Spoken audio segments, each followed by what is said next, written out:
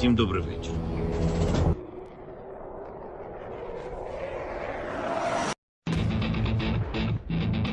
On behalf of the brave,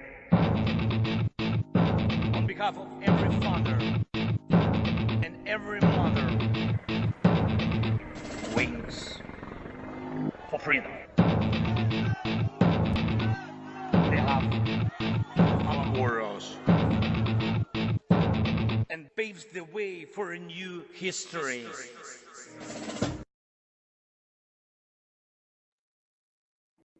Hello and welcome to Tochnyi Weekly, the show that gets behind the headlines to discuss the Russian invasion of Ukraine. We have a good show for you today. If you could, please do hit the like button, and if you haven't already, subscribe to the Tochnyi YouTube channel. We also have a Twitter and a Blue Sky. You can check us out there. And of course, we have our website, Tochnyi.info. That's where we publish articles and have interactive maps and cool stuff like that. So check out Tochnyi.info if you're so inclined. Chat, as you always know, you're welcome to ask any questions if you have any during the segments, and we'll do our best toward the end to do a little Q&A for you. And so I will present the news. That'll be followed by Mr. German Aid to Ukraine's report. Then we'll get a report on the Russian economy with Stanimir. We'll talk about a few other topics, and then we'll go to Q&A. So without any further delay, I will now present the news. These are the main headlines as of February 8th, 2026. First up, we have operations. Ukrainian military units carried out a missile attack on the Luch thermal power plant located in the Russian city of Belgorod. Following the strike, electricity service was disrupted across several parts of the city, with the central districts particularly affected. Residents reported that no fewer than 4 missiles struck the power facility during the attack. The regional governor confirmed that the energy infrastructure had sustained damage, stating that power interruptions were recorded both in the city and surrounding districts, and that the governor was traveling to the site to assess the situation. The attack marks at least the 5th time since the Luch thermal power plant has been struck since the autumn of 2025. Earlier on February 5th, Ukrainian units also carried out strikes against another thermal power plant and an electrical substation elsewhere in Belgorod. According to information published on the Belgorod Energo website, extensive damage to electrical equipment was documented near the village of Striletskoye, close to the Frunzenskaya substation, as well as in central Belgorod, where the city's thermal power plant was impacted. Ukrainian air operations over the past month have caused damage to a major Russian facility linked to intercontinental ballistic missile activity. Military officials said the strikes affected infrastructure at the Kapustin Yar airfield, a long-established missile testing and launch site in southern Russia. In a message published on February 5th, the General Staff of the Armed Forces of Ukraine said that multiple attacks were carried out during January against the Kapustin Yar site, which is located in Astrakhan. According to the assessment, several buildings sustained varying levels of damage. One hangar was heavily impacted, and some personnel were moved out of the area as a result. Kapustin Yar is a Soviet-era airfield that has for decades played a central role in Russia's ballistic missile development and other testing programs. The facility is associated with work on newer missile systems, including the Oreshnik, an intermediate-range ballistic missile believed to be a modified version of the Rubezh system, which itself is derived from earlier Soviet designs. Russia first deployed the Oreshnik against Ukraine in November of 2024 during a strike on the city of Dnipro.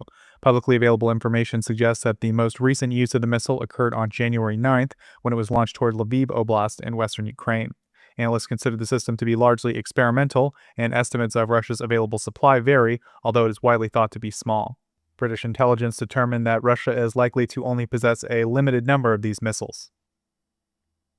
A senior Russian military intelligence official who was the intended target of an incident has survived and is receiving medical care, with 2 people taken into custody in connection with the case.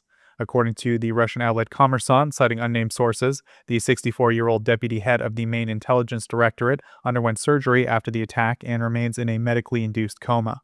The report stated that investigators have detained 2 suspects who are expected to be questioned as the case progresses, with separate media reports indicating the detentions occurred in Dubai.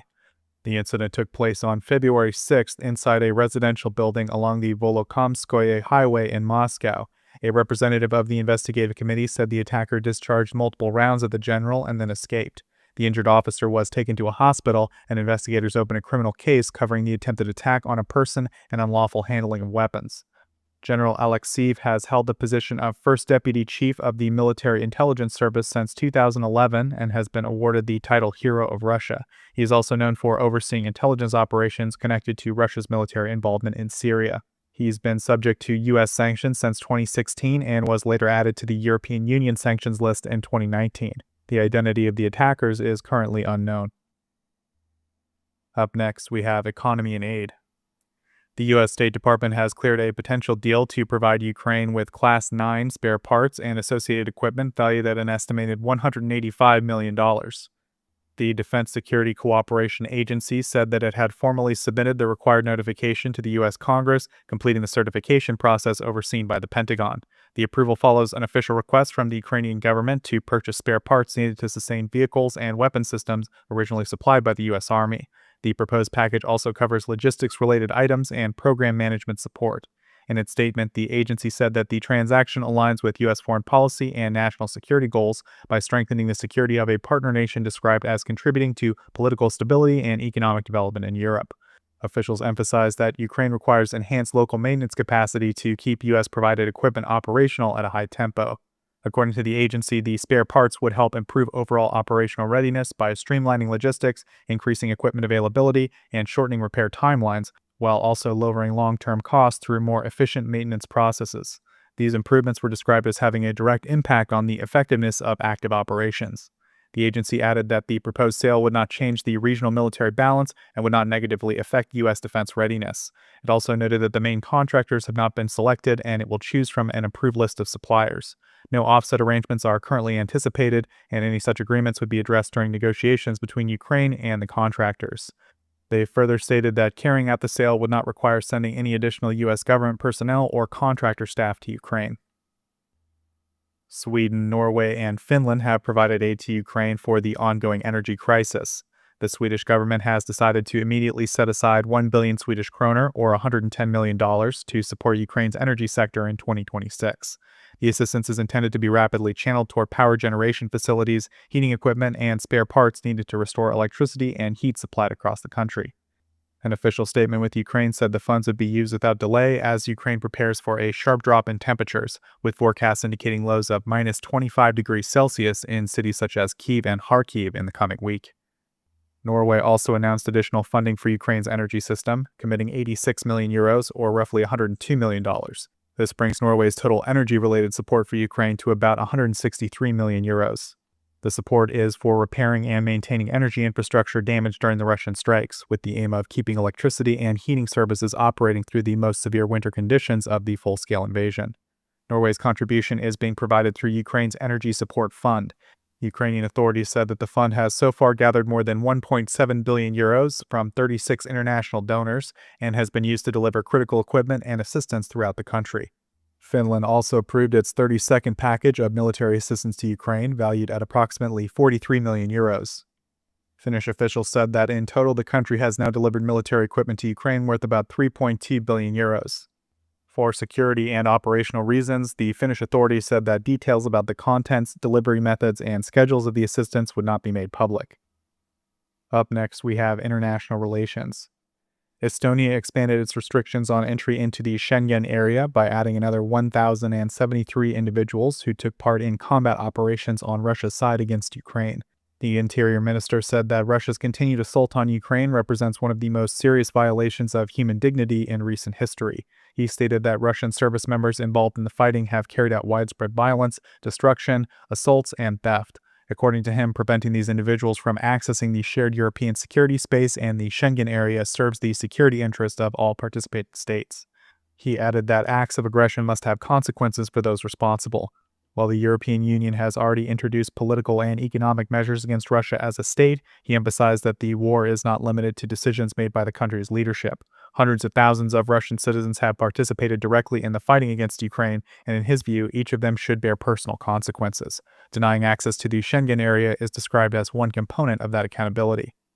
Earlier last month, Estonia imposed similar entry bans on 261 individuals who were identified as having taken part in the war against Ukraine on Russia's side. The Slovak prosecutor's office has determined that the handover of military equipment to Ukraine did not undermine Slovakia's defense readiness. Investigators reviewed the legality of arms transfers approved by earlier governments and concluded there was no indication of criminal wrongdoing.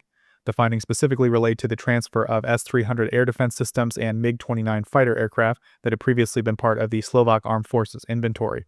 Prosecutors found that the decisions surrounding these transfers were lawful and did not compromise national security.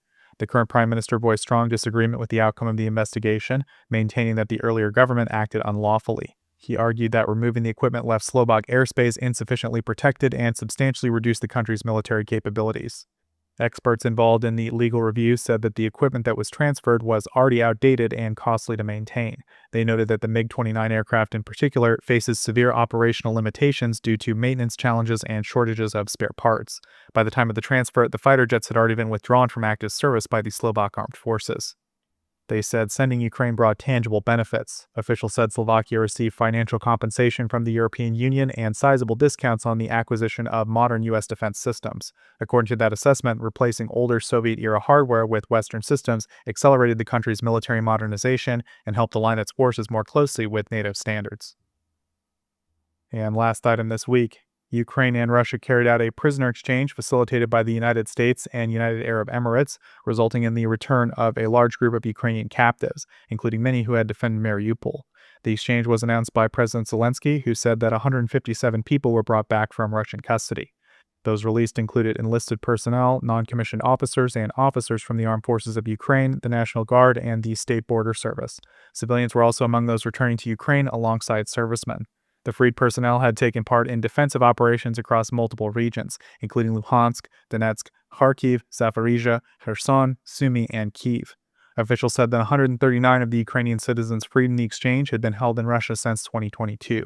A significant share of those released were taken captive during the prolonged defense of Mariupol. Among them was a member of the National Guard who had been captured during the takeover of the Chernobyl nuclear power plant. The youngest person freed is now 23 years old. He was taken captive at the age of 19 while defending Mariupol and had later been sentenced by a Russian court to spend the rest of his life in prison. The negotiations took place between February 4th and 5th in Abu Dhabi at the trilateral talks, which have now concluded, and another meeting in the trilateral format is currently being discussed to be held in the United States, although this is not yet confirmed. And that's it for the main headlines this week. We will now move. Yeah, hello guys. As always, I will now present this week's most important news from Germany regarding Ukraine. We are starting with a major private humanitarian aid donation carried out by LifeBridge Ukraine. On Monday, I reported that the German association has delivered 6,000 gas stoves, 30,000 gas cylinders, and more than 7,000 heaters to Kyiv. They were distributed to elderly people in particular over the past weekend via the city's social centers.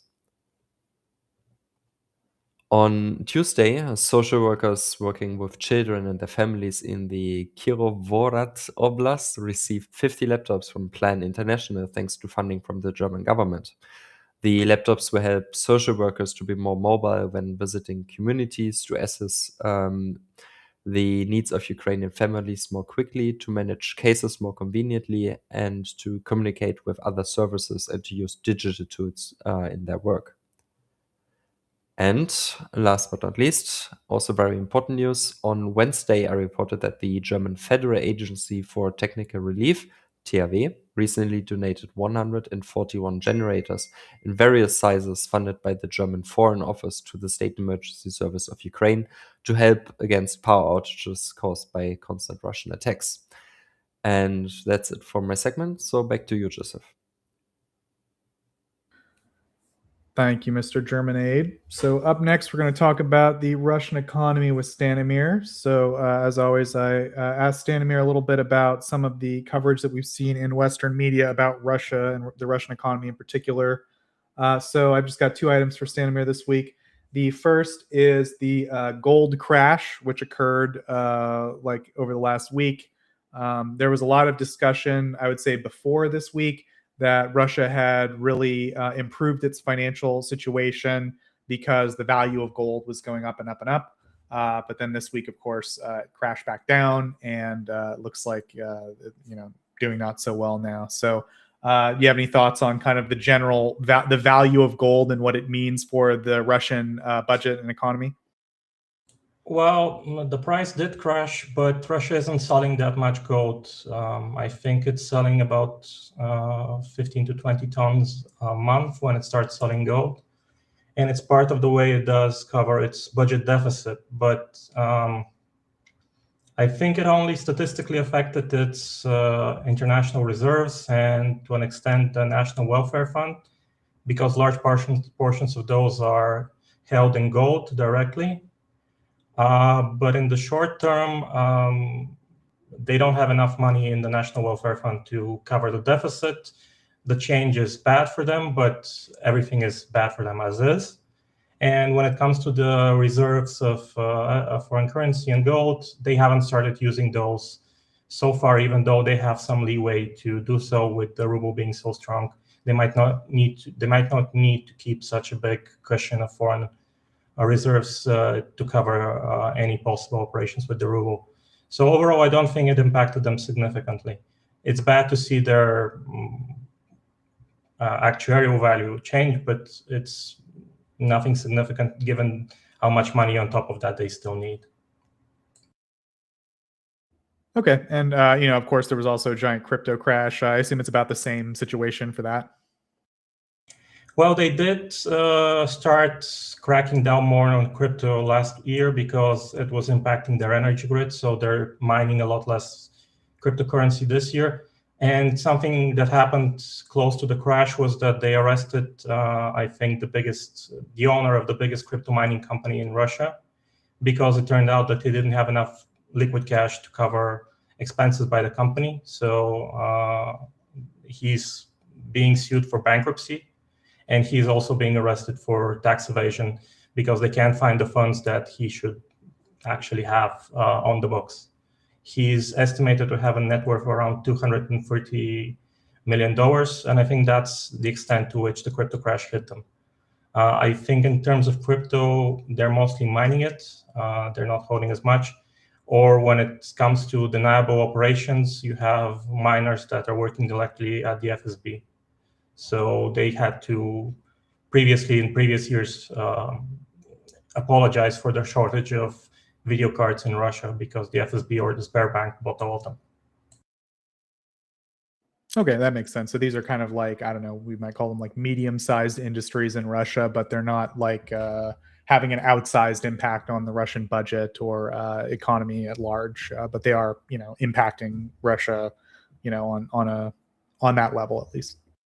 I think Russia is the second largest or the first largest cryptocurrency miner, but so far I don't think they're being added to the budget, although there are draconian measures that would require them to register all cryptocurrency in Russia on a state register and have the central bank or financial authorities access to those records and access to those funds directly. So none of the benefits that are being touted for crypto will be available to Russians who actually own it, because they would be in violation of the law. So they have to leave the country if they want to continue operating with crypto as they did. So the country doesn't like the inability to not tax these. So yeah. Okay, thanks. And then the next topic was another article that said Russia turns to India and Sri Lanka for a way out of its labor crisis. I think we've seen a lot of stories about this stuff lately. Radio Free Europe also did a story about increasingly women from Central Asia are like being accused of crimes in Russia, given big prison sentences, and then told, well, if you go to Ukraine and become like a cook, in a civilian military job, you can get out of this in a year. We've heard stories about African migrants being kind of lured in the promise of like a good paying job, and then, being kind of shipped to the front lines of Ukraine. So I don't know. I think that this issue is nothing new, but there seems to be a lot of attention on it from Western media lately. So are there any kind of developments in that area that you might want to take note of? Well, for India and Sri Lanka particularly, I think they want to use a lot of the labor from those countries for the construction sector, even though the construction sector is floundering because there's still a shortage of workers there, despite sales being down. For India, they wanted to raise the quota to 60,000 construction workers. So they have different quotas for countries that require visas. And I for different industries. I think right now in Russia, there are around 100,000 Indian workers as foreign labor, but that can't make up for the drop if they kick out all the migrant workers from Central Asia, because those are measured in millions. And if they have a quota, it's usually filled by up 70%. So they're not even getting as much workers as they want from India when they introduce a quota for that country, because there's not enough workers coming in, even though India is probably the biggest exporter of labor right now. When it comes to Sri Lanka, I haven't seen anything specific for that country yet. The interesting thing that I saw is that they were in talks with Afghanistan for labor exchanges. So for workers from Afghanistan coming into Russia to work on site, which is a weird thing, because if you're excluding people from Tajikistan, which is, I think, the largest ethnic minority in Afghanistan, ethnicity in Afghanistan, it makes it weird that people from Kabul can come, but people from Dushanbe can't come. So they're sort of shot themselves in the foot with all these restrictions for Central Asian workers, but I don't think they're going to lift them, and they're going to have to then resort to drastic measures to find additional labor with more hurdles than when it comes to the Central Asian workers who also might know Russian to a decent degree to work on a Russian site. Yeah, and I think, I don't know, the way I would maybe summarize it is Russia desperately needs workers to fill the economy right now. Like, there's a huge shortage of workers, and that's one of the reasons the Russian economy is struggling so badly. But they seem to not be able to resist like kidnapping a bunch of those workers and sending them to the front lines of Ukraine to do various jobs. And it's really hurt their ability to recruit in a lot of countries. Like, I know Sri Lanka and I think India also have like publicly made statements to their own citizens, like, you should probably not try to go to Russia. And they've, made a lot of diplomatic, it's caused a lot of diplomatic incidents between Russia and these countries. So yeah, I don't know. It's just kind of an interesting conundrum they've created for themselves, where they desperately need workers, but workers are very skeptical of going to Russia because of the danger, if they're informed of it. Yeah, and like I said, Russia has always existed with millions of workers from the Central Asian republics. This is something new and would seem crazy in the Soviet times, because this was one entire country as the USSR, so they shouldn't have any issues with that. They also have domestic cases of terrorism, not just imported from the Central Asian republics. So it's a very counterproductive measure that they've enforced. And like you said, they need workers. Their unemployment rate is around 2.2, 2.3%. But in practical terms, when you factor in the mobility of some of the labor, let's say in the southern parts of Russia, where you have a big portion of the youth population being unemployed, they're practically at a full employment right now. So there's nowhere to find additional workers. We're talking about millions. Yeah, so I think that's all the stuff that I saw receive major coverage about Russia this week. So Stanimir will now move to your general report on the Russian economy. Yes, and I want to start a bit with the Russian railway review. We had publications on the state of the Russian railway in terms of the amount of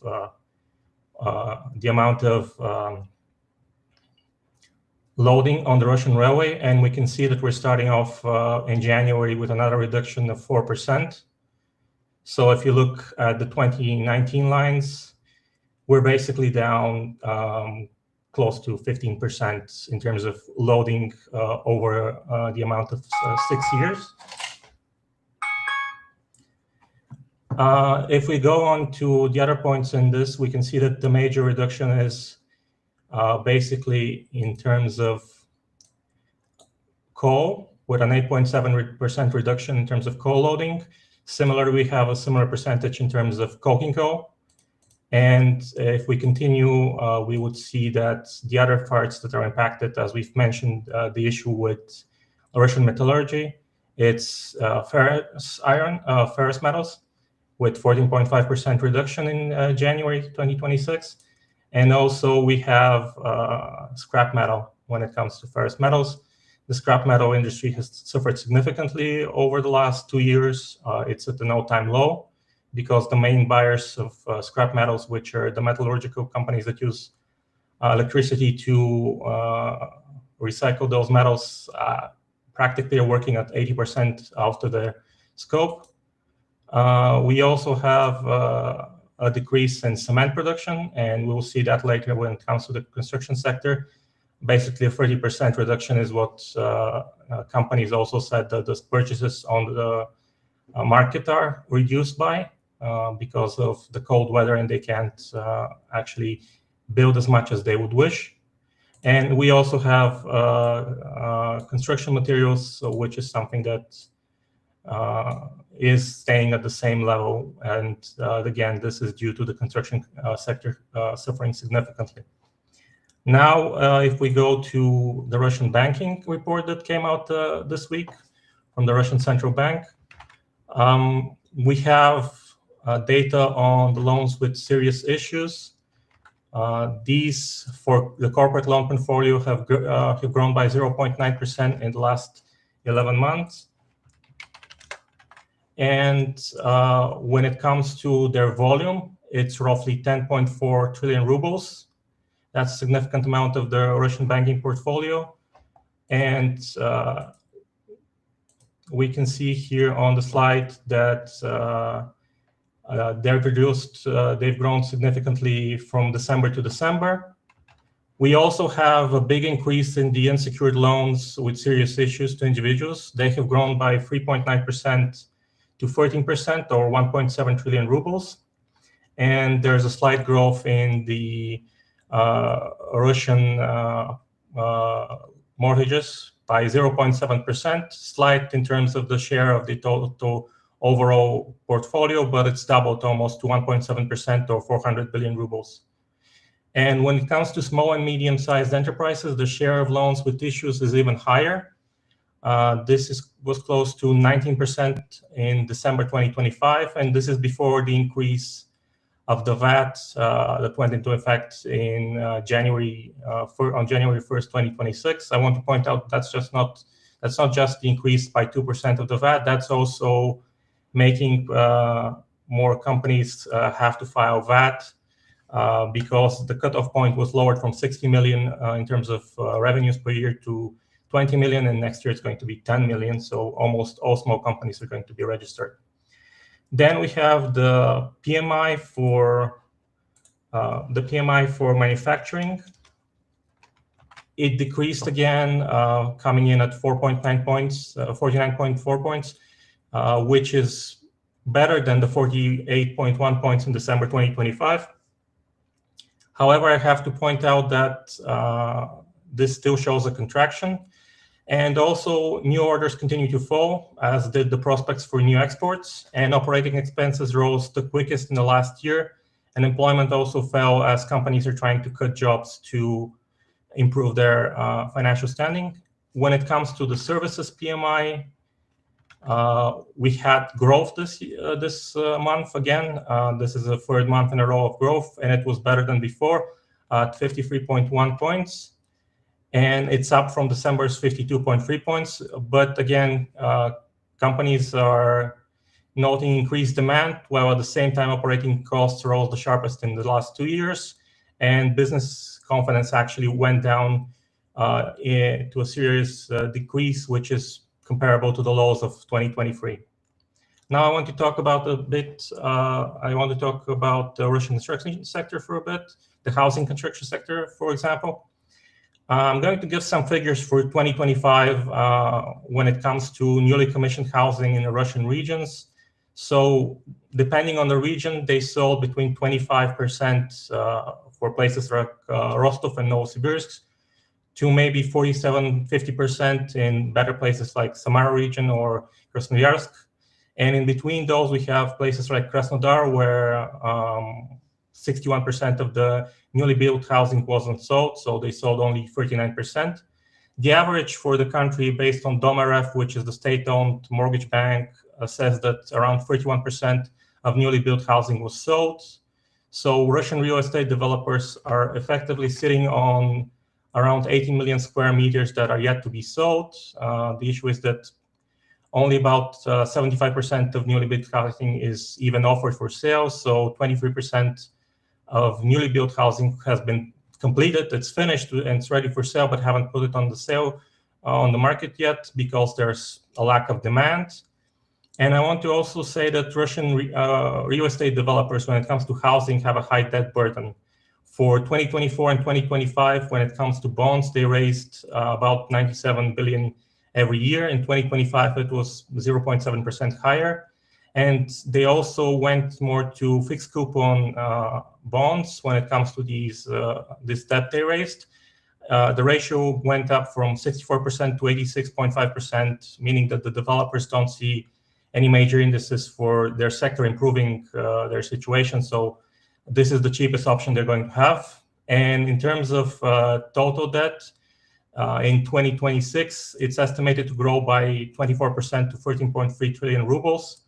And the volume of overdue debt when it comes to real estate companies for December 2025 was 346 billion rubles. So a significant amount is already overdue.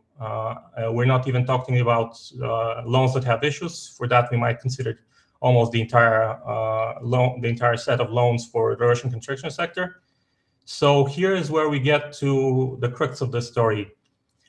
Samolet, which is Russia's largest bond issuer when it comes to Russian real estate companies, with 21.5 billion rubles in 2025. And it's the largest housing construction company when it comes to volume, so square meters. On the 4th of February, Wednesday, publicly requested from the government a 50 billion ruble preferential loan to support it. So basically, they asked for a bailout. And I have to point out that the company's net profit for the last reporting period they have was for the first half of 2025, dropped to just 1.8 billion rubles. So they probably have a loss for 2025 as a whole. And the net debt of Samolet stood at 350 billion rubles, whilst its revenue for 2025 is only 272 billion rubles. So this caused the rest of the companies in the housing development sector to also ask for, to also suffer. There was a mass drop in the share prices. And also we have to point out that Samolet's EBITDA isn't the worst when it comes to debt ratio. So for 2025, it rose from 2.67 to 3.1. And other companies such as Erlend have a similar rate of 3.1 in terms of EBITDA to debt ratio, whereas we can get to something like 4.5 to 5.4 with the case of LSR, which is another big developer in the top 10. And we can see on the graphics of the shares that the shares prices plummeted after almost immediately after the announcement on February the 4th. Even PIK, which is the largest real estate developer when it comes to housing in terms of ruble value in Russia and has almost no debt, saw a collapse of its stock price, even though it has only 0.2 ratio when it comes to EBITDA and debt, and should be viewed probably as the best performing large real estate developer. And to try to calm down the market later during the week, so yesterday or I think on Friday, the remaining major real estate developers issued a statement that they will categorically not ask for a bailout from the government like Samolet. But I can say that the writing is already on the wall, probably. Now, the housing commissioning in 2025 still doesn't show that. It was slightly higher than 2024 with 0.4% greater at 108 million square meters. But this is due to mainly single-family houses, which are cheaper to make. They're usually wooden structures, and they make up 59% of the market, and they're not usually built by big developers. Apartment buildings which are built by big developers are down by 2%, and it should be mentioned that these buildings were started probably years prior to the current state of the market. So there's a bit of a lag, but we're going to see over the next 2 years housing commissioning decreased significantly, and probably bankruptcies for the large real estate developers. I think Samolet, which has had troubles, it's one of its founders was found dead at an early age, and you know what happens when that story arises in Russia. So I think that one is going to be the first one that is going to have major issues and major problems, either covering its bonds or repaying its debts to banks. And we might see bankruptcies from the big Russian housing developers even this year. So next, we're going to talk a bit about the budget deficit for Russia. For January 2026, already at the start of the year, it rose to 1.7 trillion rubles, probably by around 300 billion rubles or that amount. And the issue was that the revenue for oil and gas was half of what was expected, half of what was not expected, but what was received in January of 2025. It came in at just 393 billion rubles. And if this continues, the Russian federal budget deficit for 2026 could double what it was in 2025. And for 2025, I want to point out that the consolidated budget deficit, so if you combine the federal, regional, and the social funds, was not over 2%. It was over 4% of Russia's GDP. So that's a significant thing to consider, that if the federal deficit doubles, you might see a budget deficit from the consolidated budget of over 7 or 8% in 2026. And they don't have the money to cover that at all. Finally, I want to mention some stories about Russian oil. So India, which used to be the largest purchaser of raw oil, in January 2026, decreased its purchases by 57% compared to December of 2025, and by 3.5 times compared to January of 2025. So they just purchased around 436,000 barrels a day. And this happened because India's Reliance Oil Company, which is owned by the government, stopped importing Russian oil at its export-oriented refineries. What it used to do was it had 2 refineries with a combined capacity of 1.36 million barrels a day that it would use to import Russian oil, process it, and then export the products like diesel and gasoline to other countries. Notably, this even meant exporting to the EU, regardless that we have animosity towards Russia. Now, with the previous sanction package from the EU, that is no longer viable for them as a business strategy. So they're decreasing their imports significantly. And also, during that time, over the last week, the cost of transporting Russian petroleum products skyrocketed by 24 to 33% from week to week. So from the last week of January, that was the decrease. And this is partially because of actions against shadow tankers by multiple countries, partially because of ice in the Baltic, which meant that unloading and loading of goods through the Baltic ports was harder, and partially because when it comes to India, Russian shadow fleet tankers can't take oil to India and then load up on petroleum products to export to the EU or Europe, because this is no longer the case. So now on the return trip, they're empty, which means higher rent costs. So that is it for all the major stories for this week. Now, when it comes to banking, the Russian central bank announced that the net profit for banks in 2025 decreased by 8.6% to 3.5 trillion rubles, and the net profit in December made up half of that by dropping by 55% to just 176 billion rubles. And again, like we mentioned earlier, this is linked to the worsening situation of the debt on the Russian market, on the loans on the Russian market, both for companies and for individuals. And I don't think that's going to improve. Even the state-owned macroeconomics think tank, TSMAC, actually warned that the country may be going into a banking crisis, and that the only thing that's not happened so far is a run on banks, and otherwise all the components of a banking crisis are currently present in the Russian banking sector.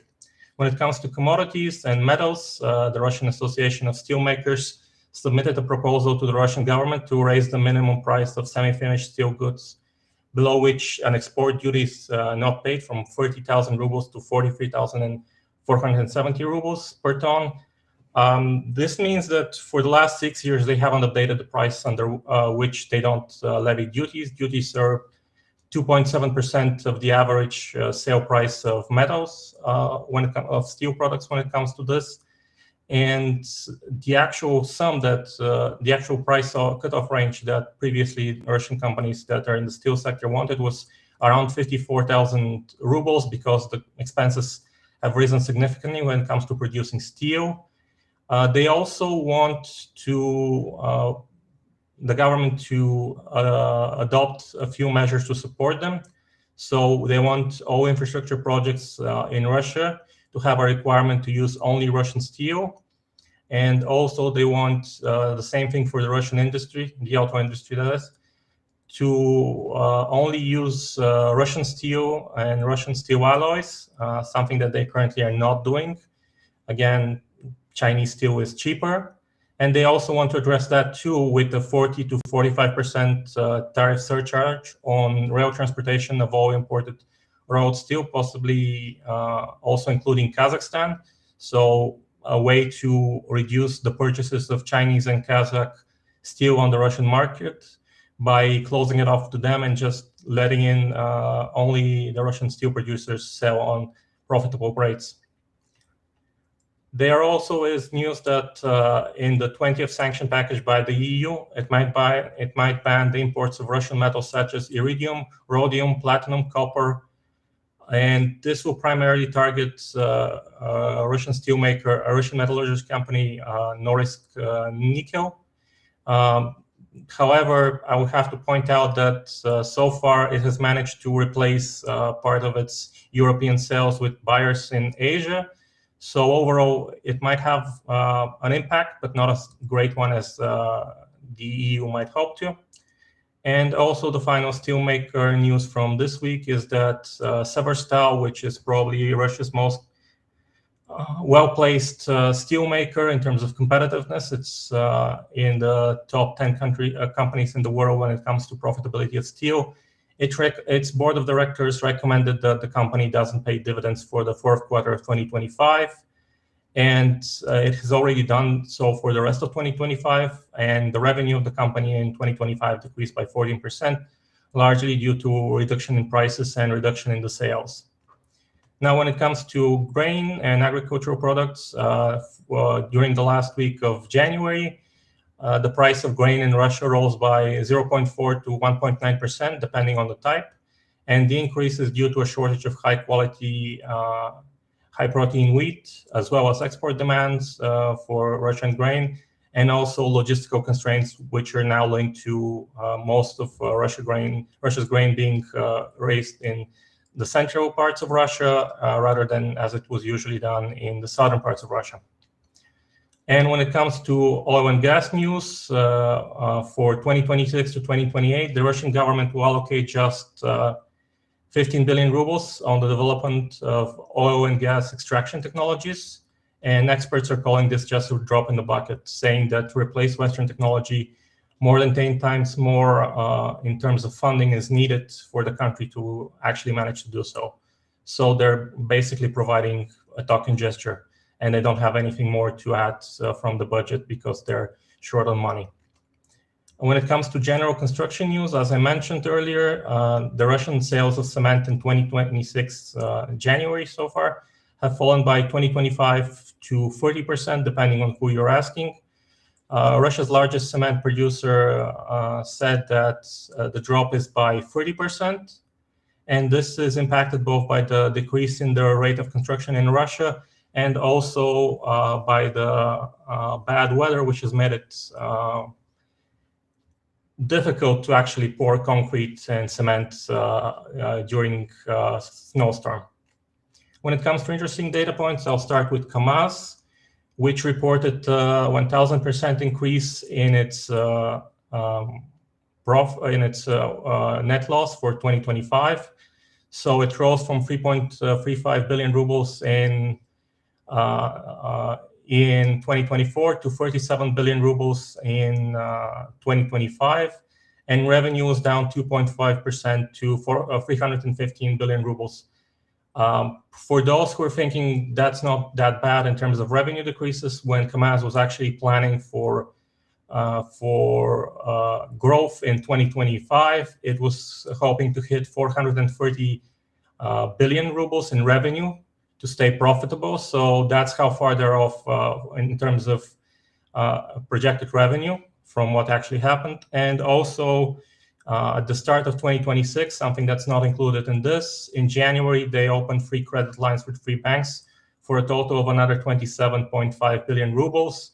So they're in significant financial difficulty, and their debt is rising very fast, especially short-term debt, which is the most expensive part.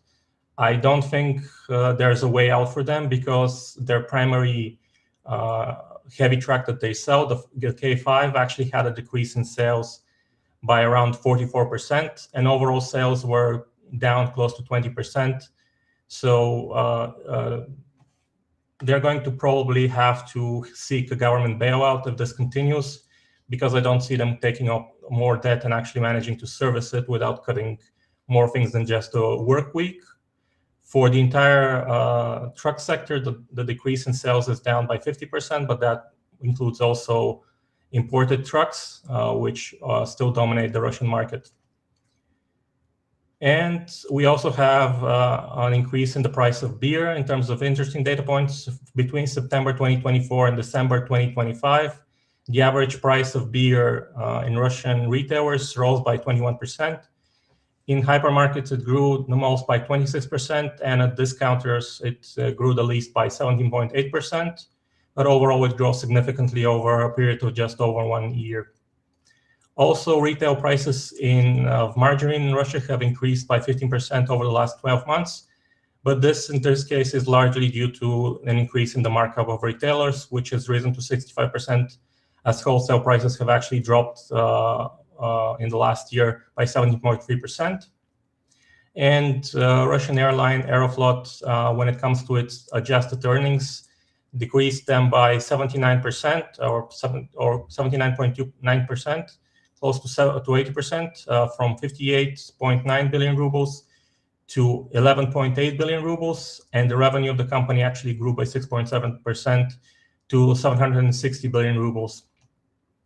Also, in Russia, the sales of new cars in January 2026 decreased by another 9.5%.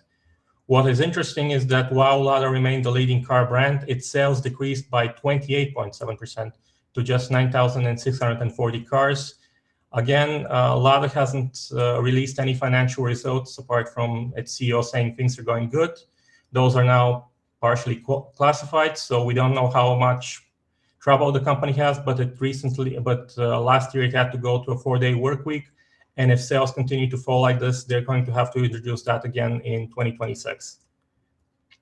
And the final part is that geolocation jamming in the second half of 2025 and in the start of 2026 has led to a reduction in the sales in the Russian car sharing market by 25 to 30%. However, the market will grow its revenue by 10%, but this is mainly to increasing prices in 2026 because of the rising costs of fuel and cars. So finally, when it comes to inflation and debt, we have another week of high inflation.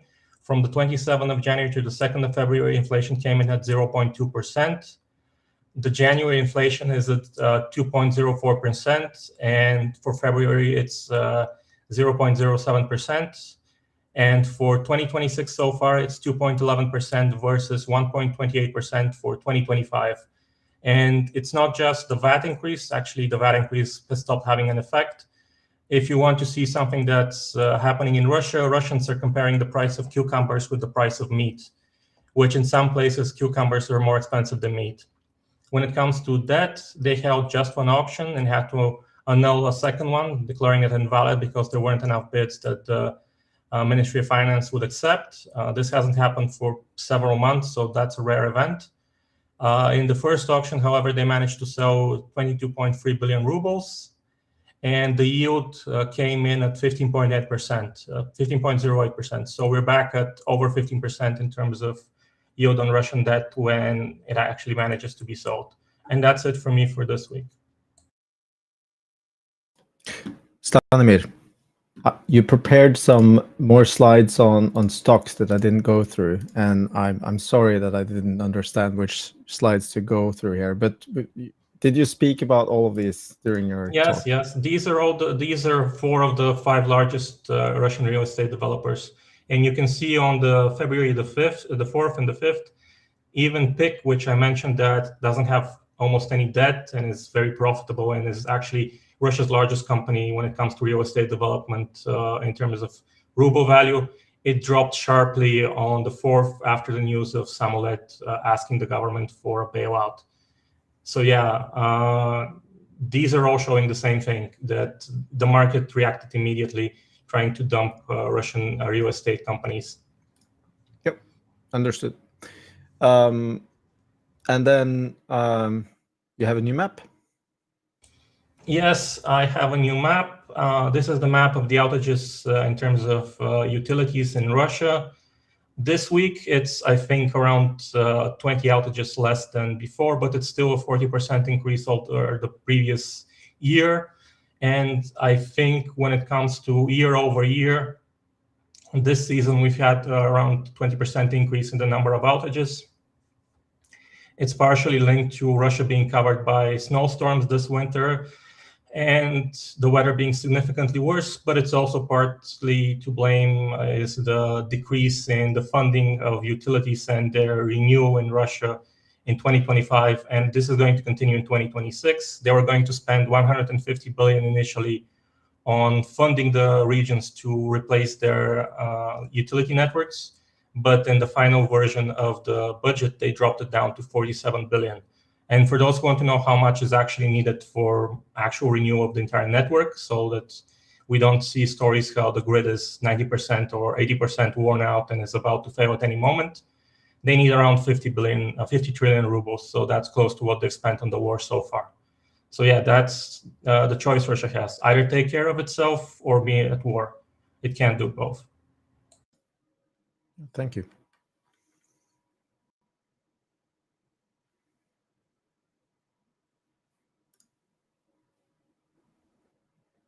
Well, Erlend, we have a guest.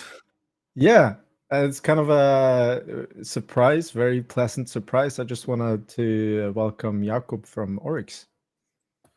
Hi, everyone. Thanks for inviting me. So the reason for why we invited you is because you commented on something we talked about briefly on last stream when this whole Starlink news came out over the weekend last week, and we kind of went through it, maybe a little bit chaotic, and we weren't very precise about how the Starlink network works in Ukraine, especially with the subscriptions and the difference between Starlink and Starshield units, etc. So maybe if you have a rundown of what the difference is between those two services, then that would be great. Sure. Well, first, Starshield is essentially Starlink for government services. So it by default includes pretty good encryption, and it's not available in any way unless provided by U.S. Department of Defense, for at least for foreign customers. So with that, there comes advantage that these are already immediately whitelisted terminals, and most likely also coming without restrictions that would come with ordinary terminals.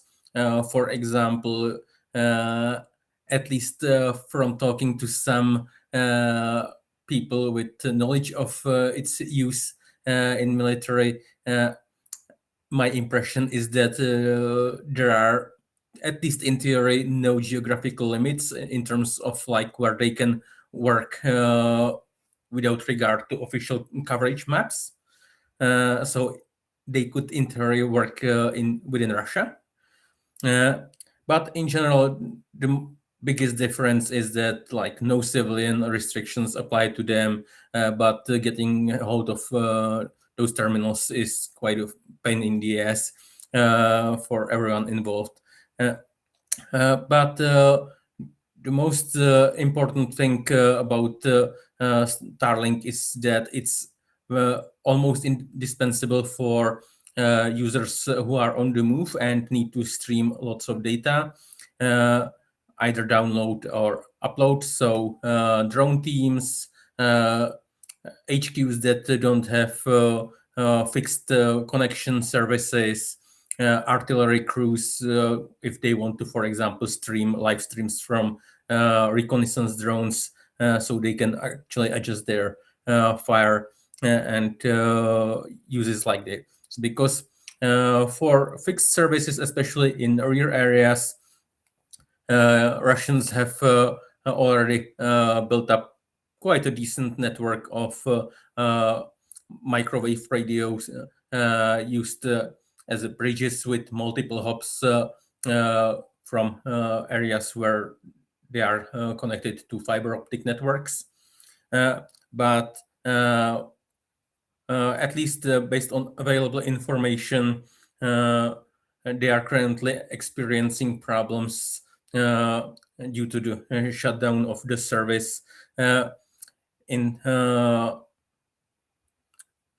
controlling drones, distributing footage, and coordinating related fires. So kill chain is being disrupted, and obviously Russia is trying to find alternatives, but there are not really good alternatives, especially in terms of what is domestically available.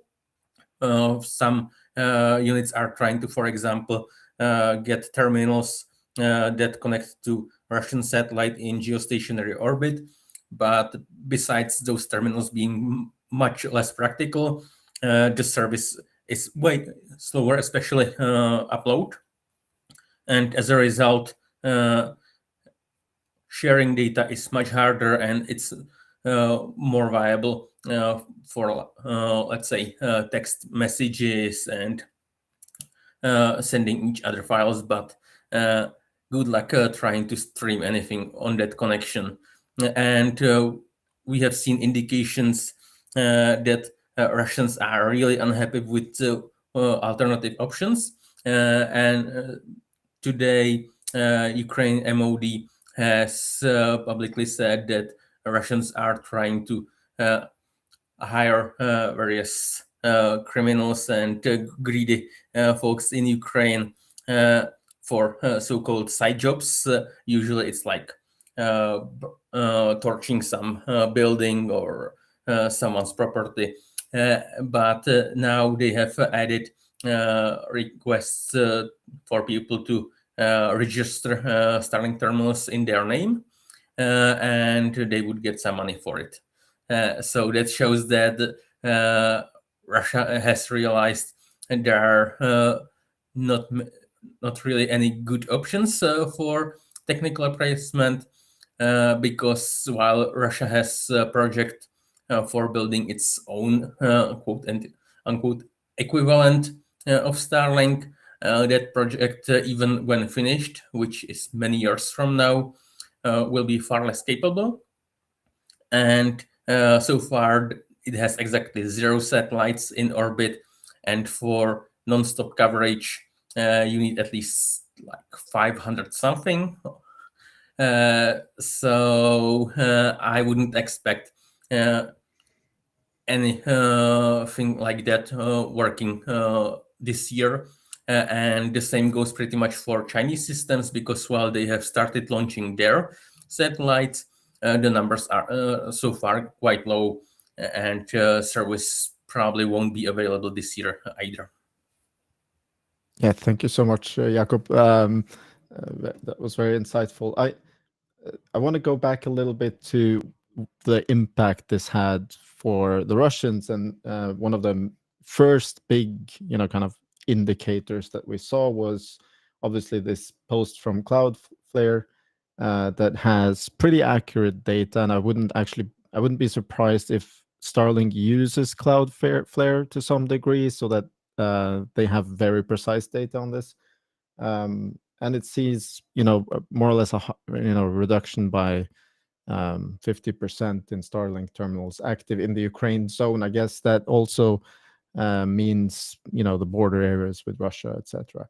But as you mentioned as well in your tweet, this doesn't necessarily mean that 50% of terminals in Ukraine were used by Russians. There are many factors that can, there are civilians that use Starlink in Ukraine much more than on the Russian side, I assume, for instance.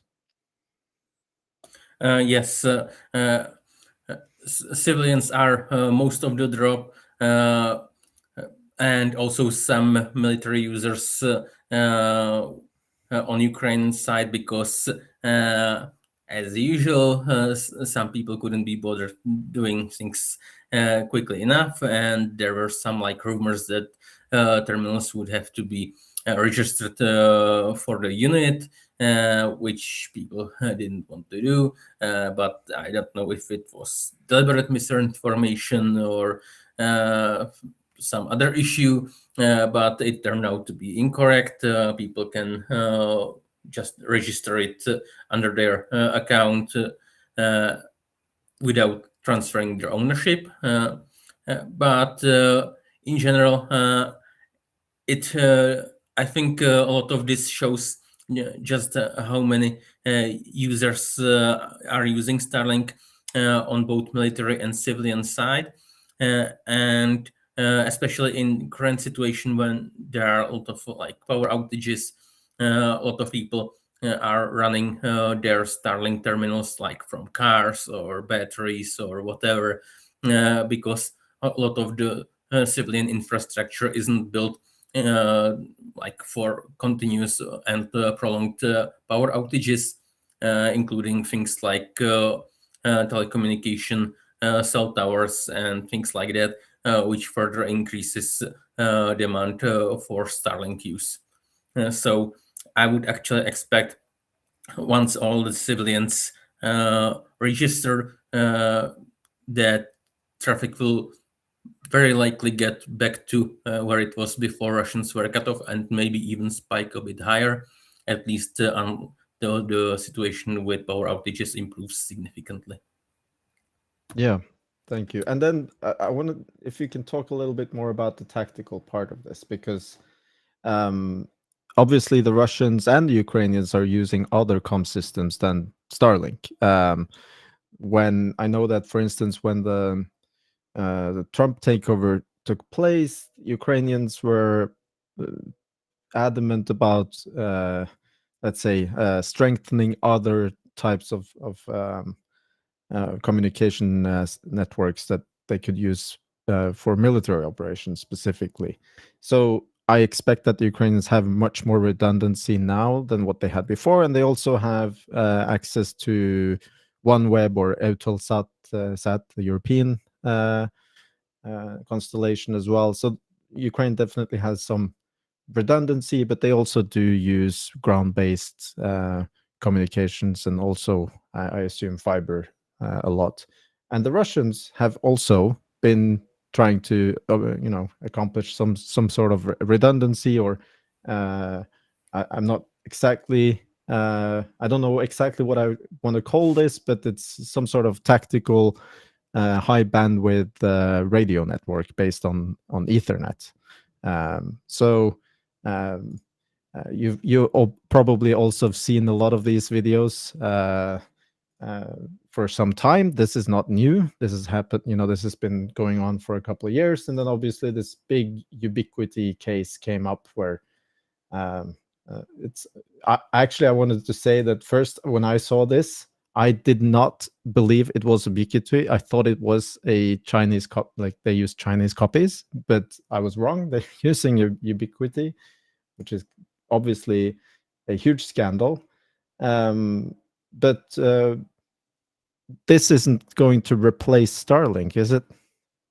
What do you think? No, and As I have pointed out before, this is a solution mostly for people in rear areas who are in the same location all the time. So headquarters for various units, maybe some artillery positions where they are positioned regularly, and things like that. But for mobile users, you can't really use those radio links like that.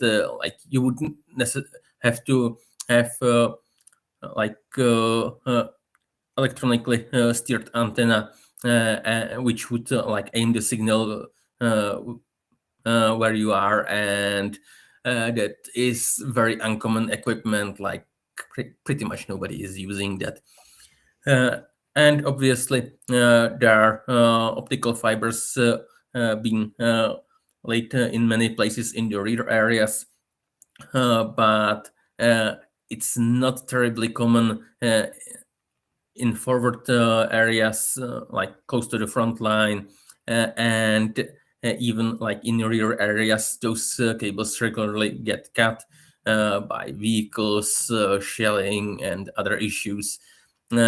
In terms of those radio links, due to the amount of demand and less than stellar coordination between various users, I've heard that while they are working, in many cases they are interfering with each other. There is also jamming, because those are civilian radio frequencies, so they are well known and documented. So it's not very hard for both Ukraine and Russia to jam these radios. And you mentioned OneWeb as alternative, at least for Ukraine. On paper, yes, Ukraine has some OneWeb terminals, but setting aside that they are less mobile and require more power, etc. So they are better, for example, as a backup solution for some headquarters. OneWeb has problem that their whole network has about as much capacity as one Falcon 9 launch with new Starlink satellites. So they can't provide service to too many users in the same area without significantly dropping the speed. Yep, it has its limitations, but obviously there are some good news about new launches, I think, taking place this year and next year, that's going to expand the constellation quite substantially. Hopefully that. Yeah. No? Well, it's slightly incorrect, because they have to soon retire a significant amount of first generation satellites. Their replacement will have higher capacity, but significantly increasing capacity will take quite some time. And my impression of what they have contracted so far is that they are not planning significant expansion, especially in terms of number of satellites. So just a small number will be overhead at any time, maybe 1, 2, or 3. And so it will be more vulnerable to jamming compared to Starlink. I think in this regard, Amazon Leo is much more likely to be a viable alternative, but that's also being built. But from recent paperwork they have filed in the United States, they might have global or something approaching to global coverage in late 2026. So that might be an option later this year. Yeah, okay, thank you. So a little bit back to this Ubiquity case. I first want to mention the Hunter Brook investigation that came out about 10 days ago, I think, or no, a little bit more, 2 weeks ago. Fantastic open source investigation, and also some very, very good investigative journalism that took place there. Go check that out. But one thing I wanted to mention, that is possible to do, but would definitely take much more effort and not be as reliable as Starlink, is that you can use these communication nodes in combination with LTE. If you actually manage to build out that infrastructure, it takes much more resources, but it is possible to give quite high bandwidth communication using such a node system. It is just a lot more difficult and takes so much more effort. It is also quite vulnerable to being attacked, because BTS station for LTE are quite distinct, and so they would pretty much immediately be located. So if Ukraine would consider them to be a problem, destroying them would be quite easy, and replacing infrastructure on this scale, that anything is being destroyed near Ukrainian front lines could be quite a hassle. Like, it's technically doable, but as someone working in telecommunications, I wouldn't want the job of replacing all the wrecked hardware. Yeah, no, I definitely agree, and we already see Ukraine targeting, these kind of terminals. All kinds of radios are getting targeted if they are visible. Same for example, short portable radars for detecting drones and Starlink terminal antennas or anything else. Like, FPV drones are cheap, and especially like if you are talking about commercial BTS stations, like, those things are not exactly that cheap. So I expect that Russia will build them.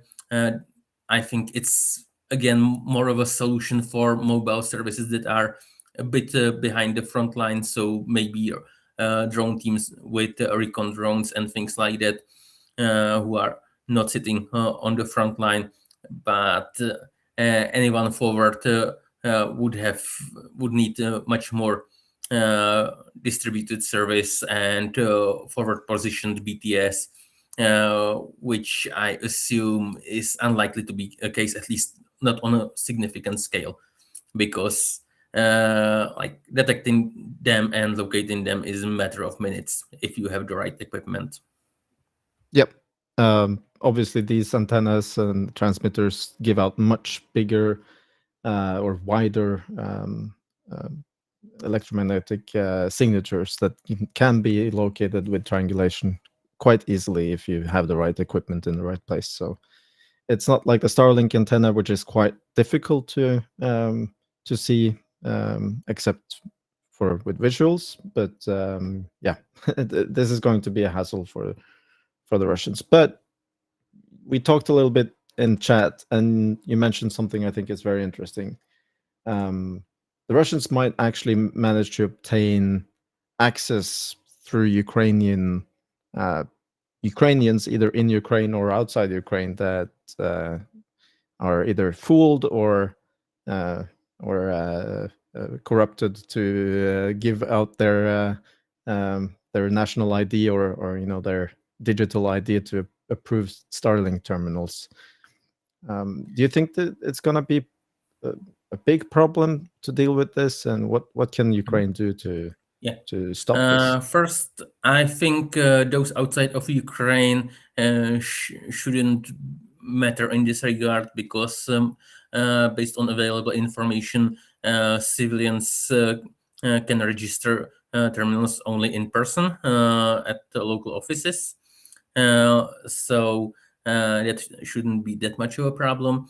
But in general, I assume that like pretty much anyone doing this is a greedy idiot, because it's obvious that this is for Russians. Like, nobody sane will believe that somebody else is going to pay them because they are lazy to go to the local public office.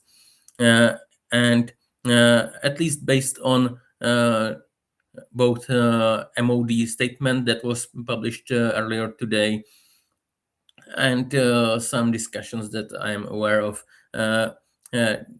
This has been pretty much expected ahead of time, and allegedly there are already some measures to prevent or at least reduce this problem. And I assume that if Russia manages to establish a Starlink connection to enough terminals to be a problem again, that additional restrictions, at least on civilian terminals, will be reintroduced, either in terms of their functionality or, for example, requiring everyone who wants to use terminals in frontline areas or on the move to physically bring the terminal to the office so that it can be verified that it's actually in Ukraine. That's one way to deal with this. Another, you can block normal civilian terminals in frontline areas and from being used on the move, and only, for example, allowing those to be registered via the military that would confirm the presence of those terminals actually on the ground on Ukraine side. But I'm sure that there will be some leakage. After all, idiots and greedy people are not an endangered species. But given that this was predictable and predicted problem, that Fedorov and other people working on this have already thought about this when the first restrictions and registrations were announced. So I have some hope that it won't be at least a serious issue. But time will see, as always. Yeah, I hope it's not going to be this, cat and mouse game, but rather proactive measures from Ukraine.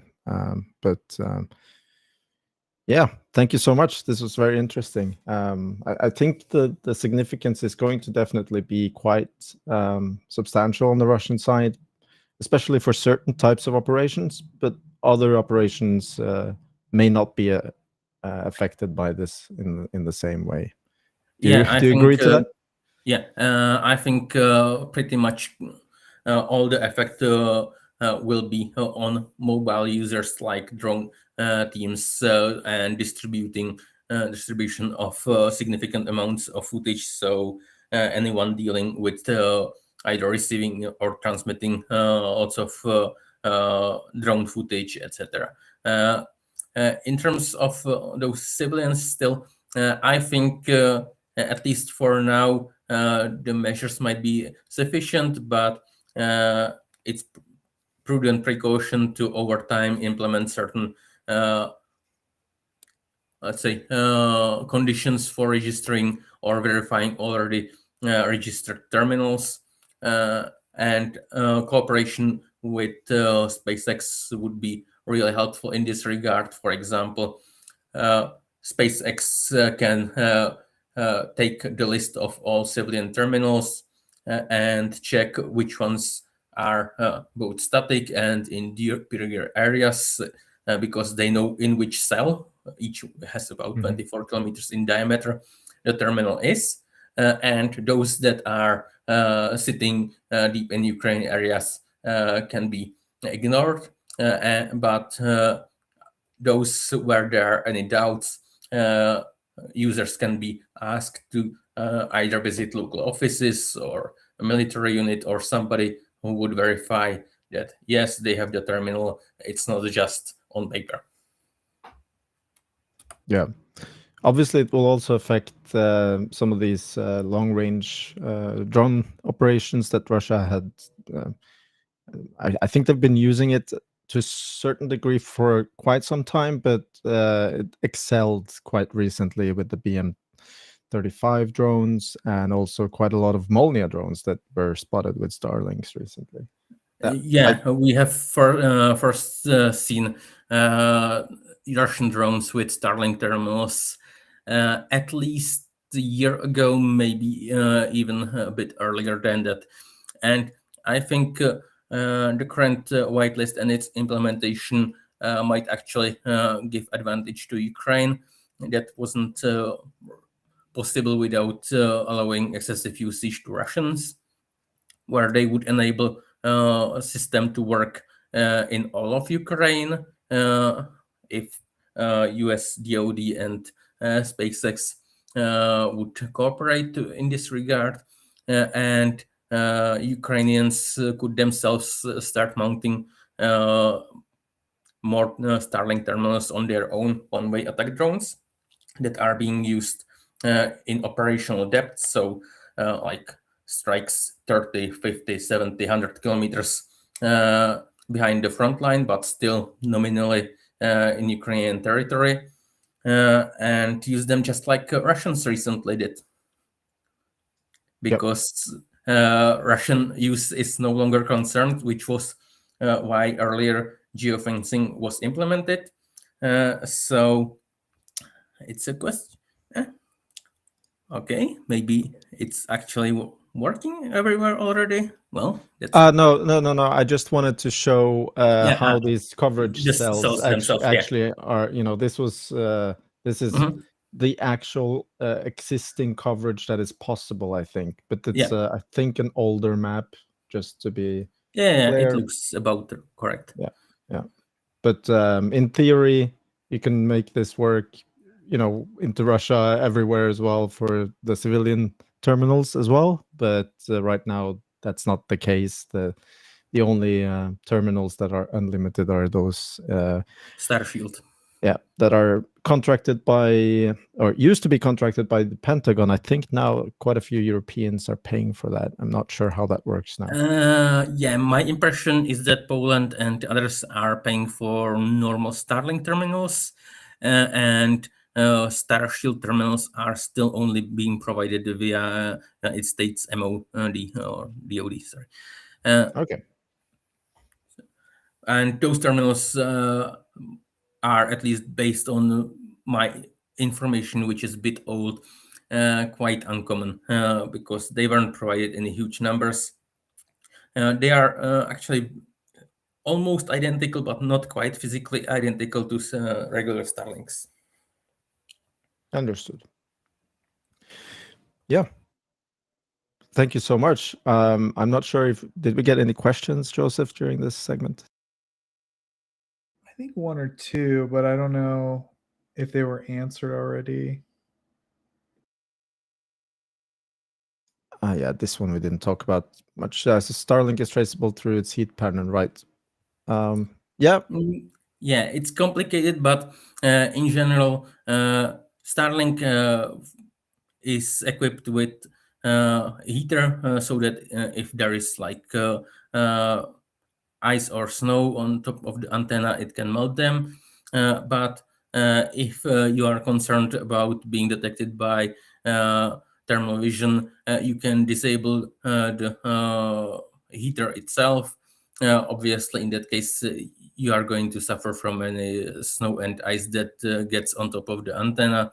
But it's in most circumstances problem that isn't too bad. For Starlink Mini, the power output is about 40 watts, which includes internal electronics and the antenna itself, which isn't much to be detected, at least at long range. But obviously, if somebody is a few hundred meters from you, it would be visible on thermal camera. Also, there are certain like camouflage covers for those terminals that are being made by some Ukrainian companies. And besides hiding those terminals visually, they at least slightly help against the detection by thermal cameras as well. Yep. And then there was a question about based on Ethernet, because I said that ubiquity style terminals or antennas are based on Ethernet. That might be a little bit imprecise, but they are IP based, and I think most of them or all of them are powered over Ethernet. So, okay, I think I'll correct you here. Okay, please do. Yeah, these are radios. So Ethernet as an Ethernet cable is not involved. Those are essentially just connectors on the radio equipment, and I am not sure where the description as Ethernet came from, but this is essentially radio bridge where one radio is connected to another, usually like with high frequency connection. These, at least in telecommunications, these tend to be around 10 gigahertz frequency, so quite a bit above what drones are using, and they provide symmetric connections, so same speed in both directions, and they can get easily above 100 megabits. Some can get up to 1 gigabit, but those tend to have rather larger antennas and consume much more power. So most of these will be providing around like 100, maybe 200 megabits speed at decent distance, obviously without accounting for jamming and other issues. But definitely, I'm not sure why they are being described as Ethernet. No. I didn't describe them as Ethernet. They are powered, with power over Ethernet. PoE, because the switch. So in every node, you will have to have some sort of switch between the next antenna and or whatever computer or devices that you connect to them. So that they use actual Ethernet cables between the antenna and the switch. That's what I meant. I'm very aware of the operations with LOS. So they're basically line. They're described as line of sight. They are line of sight pretty much strictly, because the higher the frequency, the less the signal will pass through various objects. So especially if you want to achieve a high speed, even regular trees without any snow, etc., would already start to attenuate the signal and cause error rate and issues like that. And when there is snow on things, all the obstacles get much, much worse for a radio signal to pass through them. Yep. So a little bit confusion there, but they're not Ethernet cables. They are line of sight radios that create. Yeah, they are usually just power. Some are, at least those lower powered, are powered by Ethernet cables, but the larger ones or those with higher transmit power actually need like normal power cables with power supplies, because power over Ethernet has relatively low limit in terms of power and distance it can provide. Yep, it's about wattage in the transmitters. Were there any more questions, Joseph? There's one a little earlier that's basically, I know you guys addressed like Russian alternatives to Starlink. Are there any like European alternatives for Ukraine, or is Starlink pretty much it? OneWeb is a European system, and it's actually functional, but it's much more vulnerable to jamming. And doesn't have much capacity, so you can't have a significant amount of terminals in the same area without degrading everyone's service. And they are very, very expensive. Also, terminals are like several times heavier and larger than Starlink Mini. So you wouldn't want infantry to be lugging those. And from what I remember, like monthly service, if you want it like not quite unlimited, but like 1 terabyte of data per month, which I can assure you, some Starlink terminals are running through in a matter of a week or two. That costs, in case of OneWeb, about like 5,000, 7,000 euros per month, just for the service itself. And terminal itself, from memory, is like, I have seen two models. One was like 5K, the other was like 9K euro. So compared to like 300, 400 euro for Starlink, it's quite a expense, especially given that the capacity isn't great. Like, it's good as a backup in case something happens, your Starlink dies, or there is some issue with the service.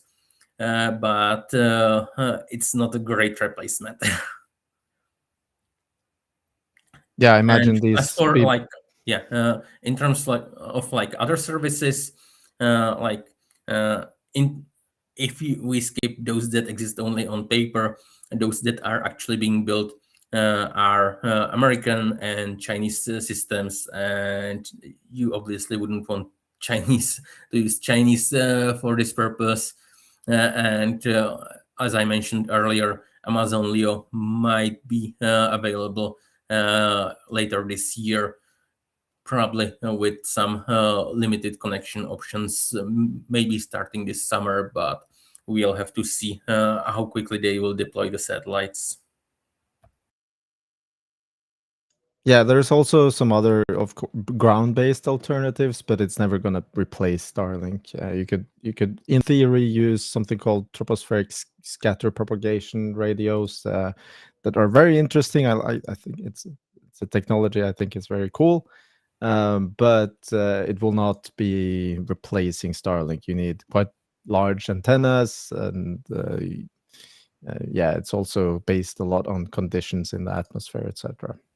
Yeah, and in general, like for fixed locations where you are not constantly, or at least not very often moving, it's desirable to have radio bridges, fiber optics, and other terrestrial options, because you always want to have backup solution if one system for whatever reason dies tomorrow. But that's mostly applicable in rear areas and for static use. For mobile users or in forward positions where static infrastructure isn't like practical solution, Starlink is currently the best that is available, and sometimes the only one that actually works.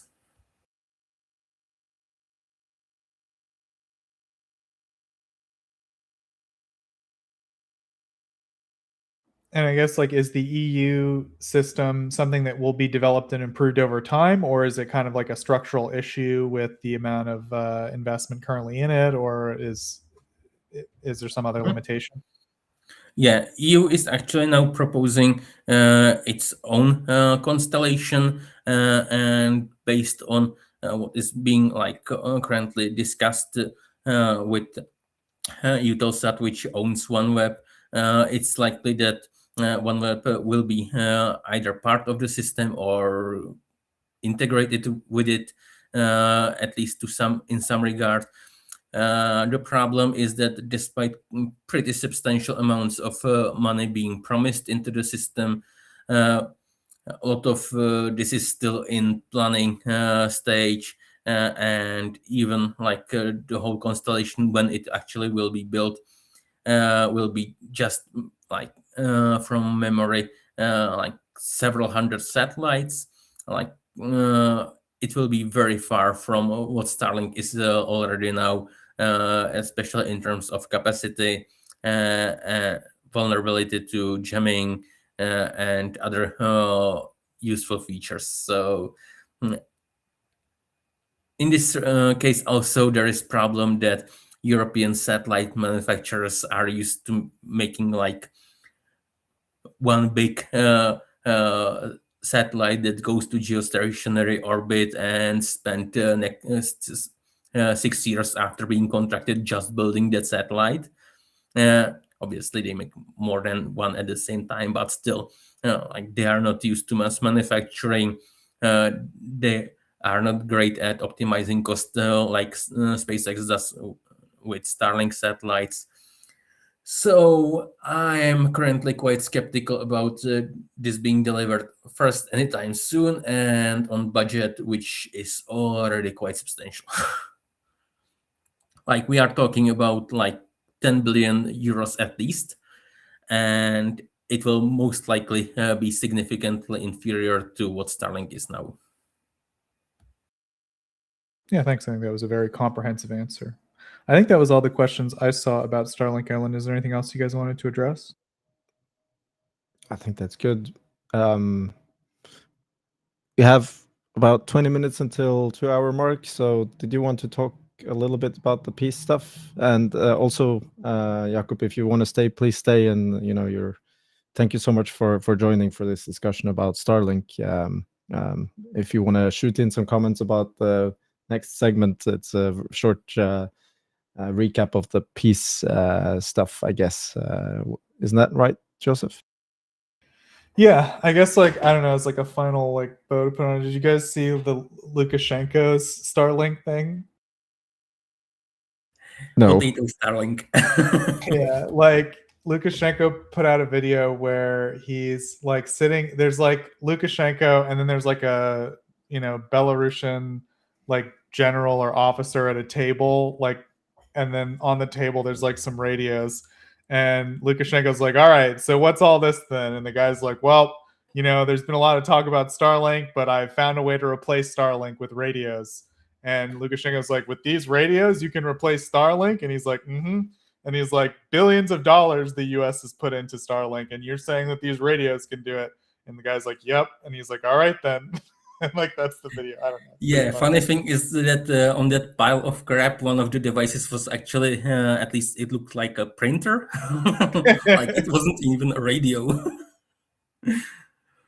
Yeah, it was What a very joke. strange video.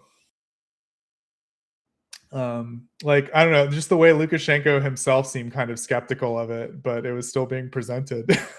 It's just kind of why is this happening? Okay, so yeah, we want to talk a little bit about the peace summits. The peace summits, I think the best way we could maybe describe it is it's been dominating the headlines this week, and the reality is there's not a lot of concrete information, but there is some. So I think we wanted to start by saying it's first the U.S. is saying everything went great. The Ukrainians are saying everything went great. I think they're generally incentivized to do so. They don't want to rock the boat and upset the U.S. basically. The U.S. wants to say everything's going great because they don't want to upset the president. Russia says everything's going great because they want to keep stalling for time to prosecute their war, right? So everyone, if you ask them what happened, they all say it went great. But the best we can do in terms of direct information then is we can go off things that one side or the other says, and then we can go off of certain structural things. So the first thing we should maybe point out is, and Erlend correctly pointed this out when we were discussing it before the stream, this isn't the first set of trilateral talks that have happened, and even bilateral talks between Russia and Ukraine. During especially the initial phases of the invasion and under the Biden administration, there were trilateral and bilateral talks. So this isn't the first, but if we look at it in the framework of the current Trump administration and their, I guess, project to conclude the Russian invasion of Ukraine with a peace agreement, this is a step forward in the sense that they haven't occurred in this specific framework. So that would imply that there's maybe been at least some level of progress, that the Ukrainians and the Russians, and being moderated by the Americans, are sitting down and discussing things. But again, we don't have any concrete evidence of that coming out of the talks yet. The other thing is that they're now discussing having another set of talks in Miami in the U.S. So that or in Florida. So that would imply in general in the Trump administration, when you have talks in the U.S., that's because Trump thinks there's going to be like some kind of a deal made, and he's going to get a good headline, right? So it would imply, not to say that it's definitive, but that the talks in Abu Dhabi were successful enough that they're now being prodded to go to the United States and sign something for the cameras, right? So those two indirect indications would seem to indicate there's some level of progress going on, but in real terms, it's really difficult to tell. So that brings us to maybe some of the, I don't want to call them unofficial statements, because I mean, in some cases, it's the president of Ukraine saying it, but we can't confirm it from all the sides. It's not something that is being said out loud.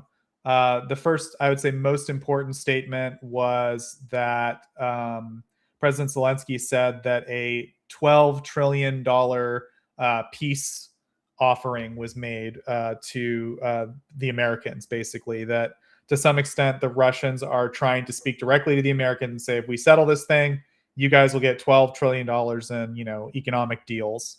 You know, it made a lot of headlines. There was a lot of talk about it. It's, as Stanimir and I were talking before the stream, and I'll let Stanimir elaborate, but it's as crazy, I think, as the Russian proposal to build a tunnel from Siberia to Alaska. It's an enormous amount of money. Stanimir, do you want to say anything about it? I think it's times larger than the Russian GDP. They don't have that money. Like, we're talking people who can't spend money on fixing infrastructure. But yes, I think it's like 500 times the current annual US-Russia trade or something like that. So like, it's not like even something you can get by like 10 years of like mutual import-export or something. So I don't know how they got to such insane number. Yeah, it's insane. But again, this is coming from Kirill Dmitriev, who wants to build a tunnel between Alaska and Russia without there being any roads to either sides of the tunnel, because the Russian, for example, the Russian railway stops at Yakutsk, and not even to the city of Yakutsk on the other side of the Lena River. And they're going to spend 4 years just building a road bridge without even a railway bridge. So Russian roads don't go there. You have to go through snow roads, and that's a perilous journey that only a few people do to actually supply things by road to places like Kamchatka. Usually those are supplied, Magadan, Kamchatka are supplied by ship because it's cheaper, as it's normal. But when it comes to Kirill Dmitriev, he likes to say things like that. Yeah, so I think the number's absurd. The Russians have clearly come up with a very absurd number. But if we kind of look past the number, I think that Ukraine is sort of indicating, or President Zelensky is saying, that the Russians are trying to promise certain like economic benefits to Trump's circle in exchange for kind of giving them a favorable push on Ukraine to achieve some kind of a peace deal. I think our general conclusion about all this is that right now it's kind of a lot of news about no news, because the fundamentals of this issue haven't changed. The biggest issue, of course, is Russia still has completely maximalist war aims. Nothing they've ever said indicates that they're interested in giving up any of their huge demands, and their demands include a lot of things that Ukraine, obviously, and also Europe to a large degree, and even to some extent the US, really just can't entertain. They want international recognition for huge violations of the UN Charter. They want economic activity with Europe sort of restored to pre-war levels. They want land in Ukraine they have no hope of taking. They haven't been able to take in a decade. And again, international recognition of all that. The things they want are completely unreasonable. And even though Ukraine has clearly contested them in facts on the ground, I guess you'd call them, Russia has shown no interest in compromising on any of those points. So the peace seems very far off as far as I'm concerned personally. But I don't know. Do you guys have any opinion on the current state of the peace talks? I just wanted to bring up some of the things that are mentioned in this very interesting Reuters piece. They say that two sources said the U.S. and Ukrainian officials had discussed the possibility that the national election and referendum can occur in May, and that's referring to a referendum proposed about if Ukraine can cede its territories to Russia in any way or form. I'm not sure if that means just a de facto. Giving the territories temporarily away, or actually giving up their sovereignty of the territories, which I think is highly unlikely that this current government can ever even put such a referendum up without collapsing. And that the Americans are in a hurry, and this is about reaching something before the midterms. And I think those, that combination of those two things is the interesting part. And I would assume, just a speculation on my part, that this is the real aim of Russia. They want to push the Americans to believe that this is a possibility, and that that it is not about achieving any peace. Maybe some far-fetched hope about the Ukrainians having a referendum and somehow that referendum going in Russia's favor, which is highly unlikely.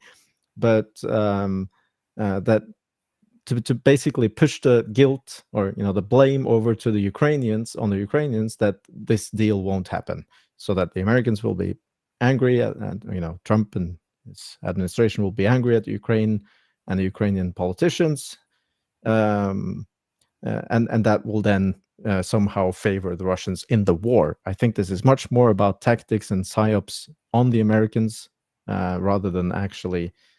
In order to achieve some sort of advantage on the battlefield, it's not. I think it doesn't have anything to do with peace. That's my opinion. Yeah, I completely agree. Like, Russia doesn't view these negotiations as what everyone else views them as. They view them in a purely tactical terms, maybe optical terms, but they're just trying to gain any advantage they can.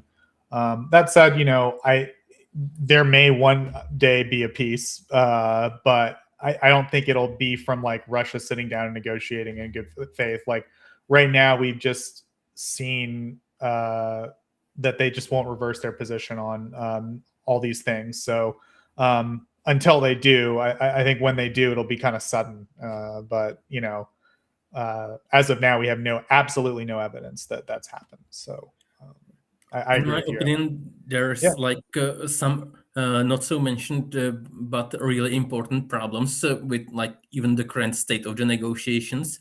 Because, for example, Russia wants certain things from the EU, and EU isn't even part of the negotiation team. They have no representatives directly there.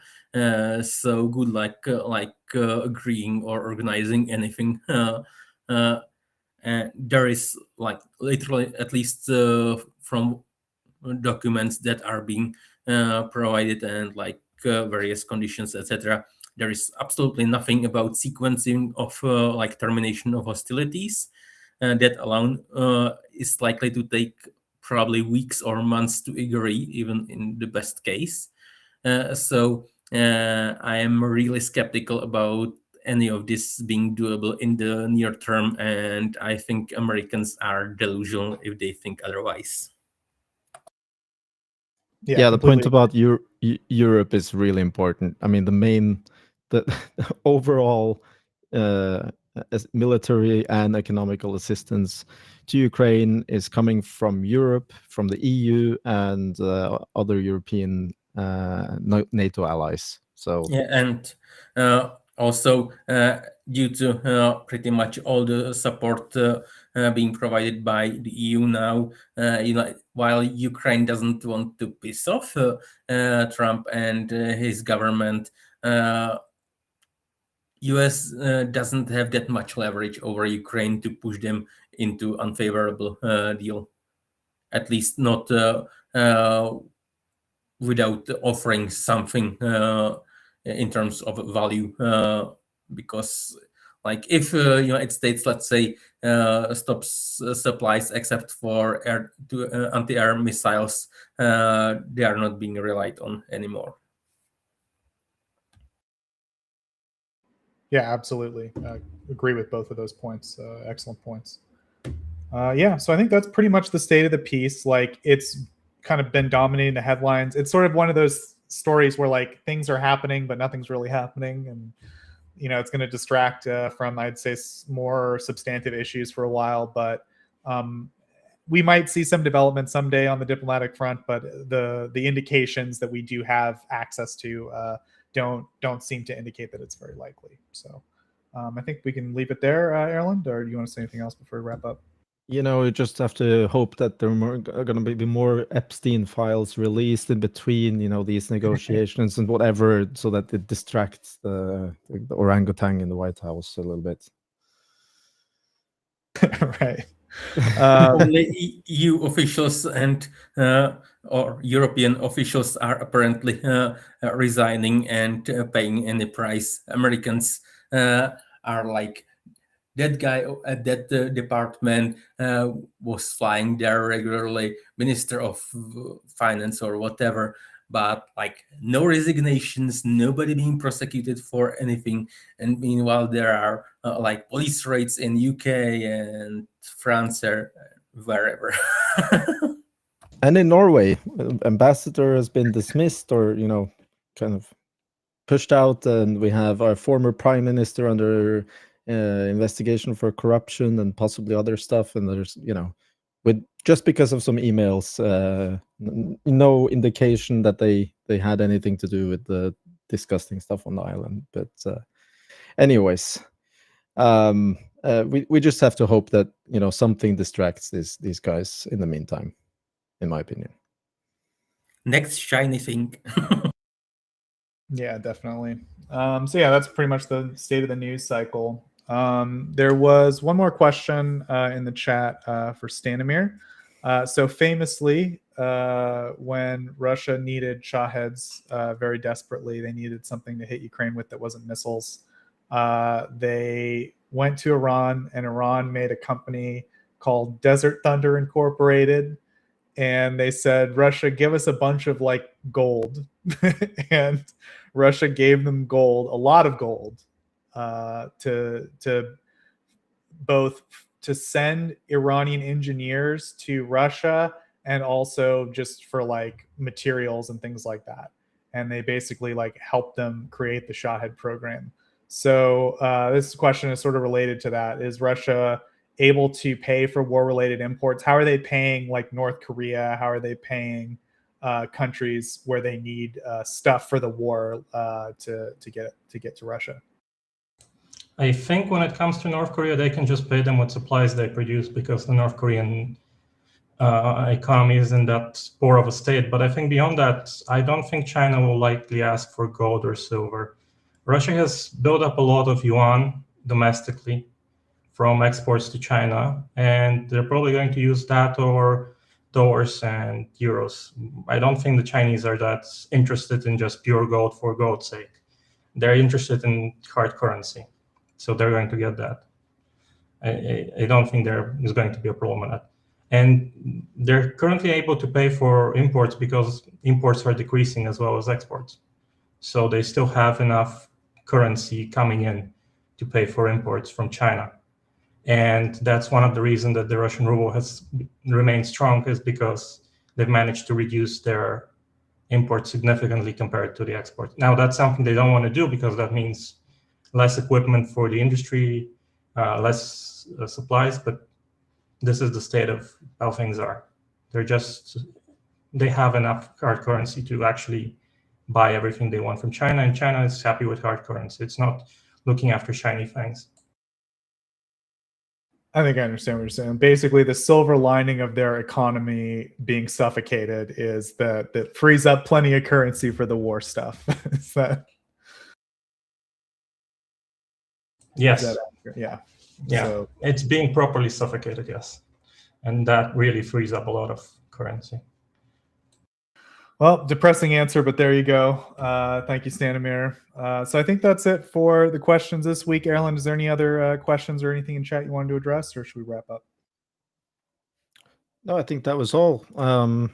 I want to, of course, say special thanks to Jakub for joining us, and you're welcome back anytime, man.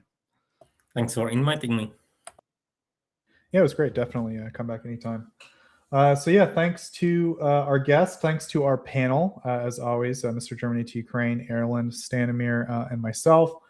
Thank you to chat for all your great questions, especially your questions for our guest. It's always great to get feedback from you guys and learn what you guys want to know more about. Thanks to everyone who watches the videos after the fact. You can leave a comment if you like, and we'll do our best to address it at some point. We do read your comments, so thanks for those. And of course, you can follow us on social media, Twitter and Blue Sky. You can go to Tochnyi.info. That's our website. We publish serious research there, interactive maps and articles. So check it out. And thanks, everyone. We'll see you next week, same time, 2100 Kyiv time on Sunday. Slava Ukraini. Heroim Slava. On behalf of the brave.